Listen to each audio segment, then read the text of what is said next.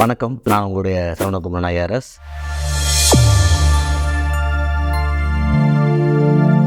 கலிஃபோர்னியாவில் California, Los Angeles ரெண்டுமே யூஎஸோடைய west கோஸ்ட்டில் இருக்கிற ஃபேமஸான பிளேசஸ். கலிஃபோர்னியா தான் நம்மளுடைய ஹாலிவுட்டுடைய ஹெட் குவார்ட்டர்ஸ்னு சொல்லலாம். அந்த மாதிரியான ஒரு இடத்துல ஒரு ஃபயரு, அதோடய fire farm ranges, forest, farm range எல்லாமே போய் வீடு வரைக்கும் பண்ணும்போது அதனுடைய மிகப்பெரிய தாக்கம் கடுமையாக இருக்குது. இதில் செய்தித்தாள்களில் பணக்காரர்கள் நடு ரோட்டுக்கு வந்தார்கள் அப்படின்னு சொல்கிற அளவுக்கு, ஏன்னா அமெரிக்காவில் இன்சூரன்ஸ் ரொம்ப ஸ்ட்ராங்கு.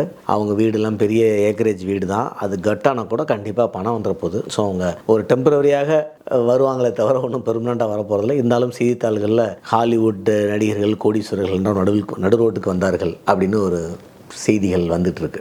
என்ன இது காரணம் அப்படின்னு பார்த்தா, ஜென்ரலாகவே அமெரிக்கா நாடுகளில் அதிகமான ஒரு பிளான்டேஷன், ட்ரீஸு, பிளான்ட்ஸ் நிறையா இருக்குது. நம்மள இந்தியாவை விட அதிகம். ரெண்டாவது, போன 2 வின்டரில் அவங்களுக்கு அதிகமான ஒரு வெட்னஸ் இருந்தது. அதாவது அதிகமான கோல்டு, வெட்டு, மழை இருந்ததுனால அதிகமான ஒரு புஷ்ஷஸ் ஃபார்மேஷன், பிளான்ட் ஃபார்மேஷன் இருக்குது. இந்த வின்டரில் ட்ரை வின்டர் ஆகிடுச்சு. ஸோ நார்மலாகவே அவங்களுக்கு சம்மரில் ஒரு ட்ரை ஆகும்போது அந்த ஏரியாவில் ஃபயர் வர்றதுக்கான பாசிபிலிட்டி இல்லை. ஃபயர் வர்றதுக்கு பல காரணங்கள் சொல்லுவாங்க. இப்போ ஒரு பவர்ஃபுல்லான கேபிள், எலக்ட்ரிக் கேபிள்ஸ் போகும்போது அதனுடைய ஒரு சின்ன இதில் கூட ஃபயர் ஒரு இடத்துல, ஒரு சின்ன ஒரு ஃபாரஸ்ட்டில் ஒரு சின்ன இடத்துல பிடிச்சிருச்சுன்னா, அந்த ட்ரை ஏரியாவில் பிடிச்சிருச்சுன்னா அப்புறம் விண்டோட டைரெக்ஷனில் ட்ராவல் பண்ண ஆரம்பிச்சிடும். ஸோ இங்கே அந்த ப்ராபபிலிட்டி எப்பயுமே அதிகம் உண்டு. ஏன்னா அந்த ட்ரை வின்டர்ஸ் ஹெவியாக நிறைய புஷ் இருந்ததுன்னா ஒரு ஃப்ளேமிங் கிரவுண்டு வர்றதுக்கான வாய்ப்புகள் வந்துடுது. இந்த வருஷம் அதிகமான டேமேஜ் வந்தது காரணம், இதுக்கு முன்னாடி இந்த 2 வின்டர் நல்லா வெட்டாக இருந்ததுனால நிறைய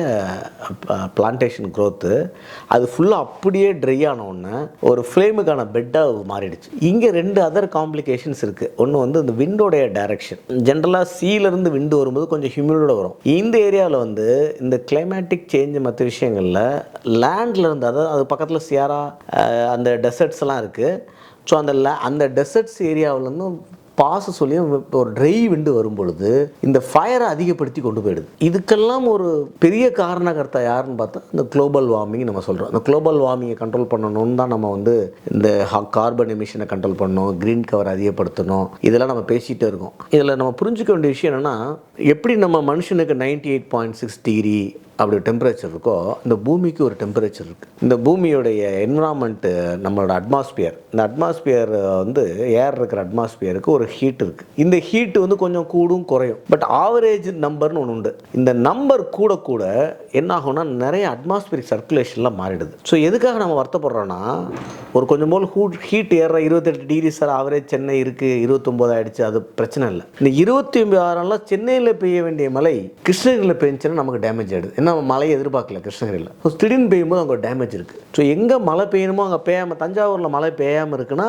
அங்கே பயிர்கள்லாம் செத்துரும். மழையே பெய்யாத ஒரு இடத்துல மழை பெஞ்சுன்னா, அங்கே இருக்கிற சிவகாசியில் மழை பெய்யுதுன்னு கடுமையாக. சிவகாசியில் பட்டாசு தொழில் வந்ததே இந்த மழை கம்மியாக பெய்யறதுனால தான். ஏன்னா நிறைய நாள் வெயில் அடிக்கும், ரொம்ப லென்த்தி வெயில் கிடைக்கும் அவங்களுக்கு, இன்னும் இந்த பட்டாசுகளெல்லாம் ட்ரை பண்ணுறதுக்காக. So one of the reason ஏன் சிவகாசியில் பட்டாசுகள் வந்துச்சுன்னா ஸ்கேண்டி ரெயின்ஃபால். இப்போ சிவகாசியில் தொடர்ந்து மழை பெஞ்சிட்டு இருந்துச்சுன்னா சிவகாசி அவுட். தஞ்சாவூரில் தொடர்ந்து மழை பெய்யணும், அது ஒரு விவசாய பூமி.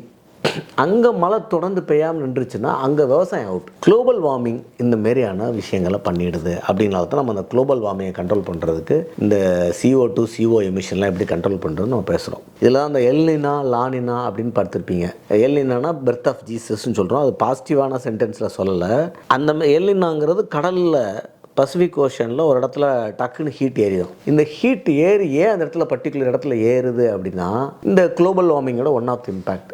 அப்படி அங்கே ஏறிடுச்சுன்னா உலகம் முழுக்கவே கிளைமேட் ரிவர்ஸ் ஆகிடுது. அங்கே ஒரு இடத்துல ஒரு 2 லட்சம் 3 லட்சம் சதுர ஸ்கொயர் கிலோமீட்டரில் ஹீட் அப்படி ஏறும்போது கம்ப்ளீட் வேர்ல்டு ஃபுல்லாகவே கிளைமேட் ரிவர்சல். இப்போ நீங்கள் சவுதி அரேபியா, துபாய் எல்லா இடத்துலையும் தண்ணி வெள்ளமாக ஓடிட்டுருக்கு. டெசர்ட்டில் ஆல்ரெடி லூஸ் சாண்டு, பல வருஷமாக, பல 1000 வருஷமாக மழை பெய்யாமல் லூஸாக சாண்டாக டெசர்ட் சாண்ட் இருக்கிறதுல தண்ணி ஓடும்போது மட்டு ஃபார்ம் ஆகிடும். மட்டு ஃபார்ம் ஆச்சுன்னா அது ஒரு மாதிரியான கேஷுவாலிட்டி. ஸோ குளோபல் வார்மிங்கில் எத்தனை டைமென்ஷன் இருக்குது, அதில் ஒரு டைமென்ஷன் தான் இந்த கலிஃபோர்னியா ஃபயர். ஸோ நம்ம சால்வ் பண்ண வேண்டியது கலிஃபோர்னியா ஃபயரை கண்ட்ரோல் பண்ணுறது அப்படிங்கிறது ஷார்ட் டேர்ம். லாங் டேர்ம் நம்ம எல்லாத்துக்கும் முன்னாடி இருக்க பொறுப்பு வந்து குளோபல் வார்மிங்கை கண்ட்ரோல் பண்ணுறது. அது ஒவ்வொருத்தங்களும் என்னென்ன பண்ண போகிறோம், எப்படி அந்த CO2 CO எமிஷன்ஸை கண்ட்ரோல் பண்ண போகிறோங்கிறது தான் ஒவ்வொரு நாட்டுக்கும் ஒவ்வொரு மக்களுக்கும் சமுதாயத்துக்கும் முன்னாடி இருக்கிற சேலஞ்சு. தொடர்ந்து பேசுவோம். நன்றி, வணக்கம்.